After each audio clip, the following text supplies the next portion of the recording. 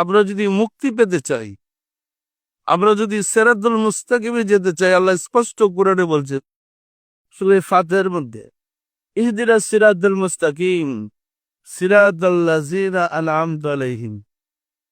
তাহলে আল্লাহর প্রিয় পাত্র যারা, যারা আল্লাহর নৈকট্য লাভ করেছে, যারা আল্লাহওয়ালা, তাদের অনুসরণ করুন।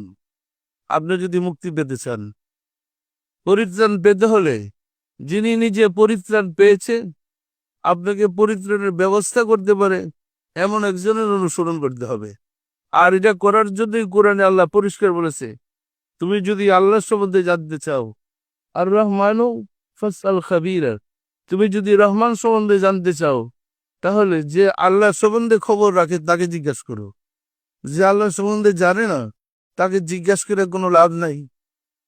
পরিষ্কার না পরিষ্কার না, আমাদের রাস্তাটা পরিষ্কার করতে হবে। আল্লাহকে পেতে হলে, যারা আল্লাহকে পেয়েছে নবুয়তের যুগে তাদেরকে নবী বলেছে, রাসূল বলেছে, বেলায়েতের যুগে উলি আল্লাহ বলে। আসল রাব্বুল আলামিনের সাহায্য চাই, তিনি যেন দয়া করে আমাদেরকে সিরাতুল মুস্তাকিমে থাকার সুযোগ করে দেন। আমিন।